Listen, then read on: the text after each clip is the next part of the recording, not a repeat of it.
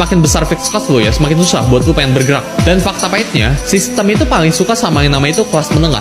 Karena kelas menengah itu punya slip gaji, ya masih punya alamat, masih punya nomor telepon, terus saya punya rasa malu, pengen punya mimpi itu masih ada. Sedangkan orang yang miskin, kelas miskin, itu nggak punya alamat, nggak punya nomor telepon, mereka itu nggak punya gadget, nggak punya gaji bahkan. Jadi gimana cara nagih? Nggak bisa. Sedangkan yang orang kaya itu punya resource ya buat menyembunyikan itu semua. Kadang orang kaya itu nggak ada KTP-nya, alamatnya itu bukan alamat mereka, jadi ketika ditagih susah.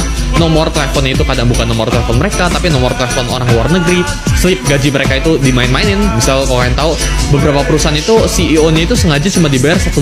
Biar apa? Biar taxnya yang mereka terima itu nggak besar. Orang kaya itu punya struktur dan punya resource-nya buat tanda kutip ngebeli hukum, tanda kutip. Jeff Bezos itu bayar $1.000 setiap bulannya buat tanda kutip ngebeli hukum. Dia punya grace ya tinggi banget ya sampai ngelewatin aturannya.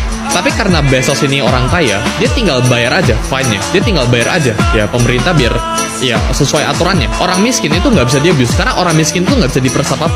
Sedangkan orang yang menengah ya itu bisa di-abuse.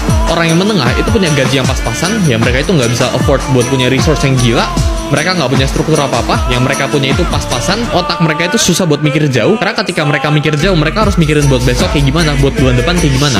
Otak mereka itu mikirinnya itu from month to month, ya dari paycheck to paycheck.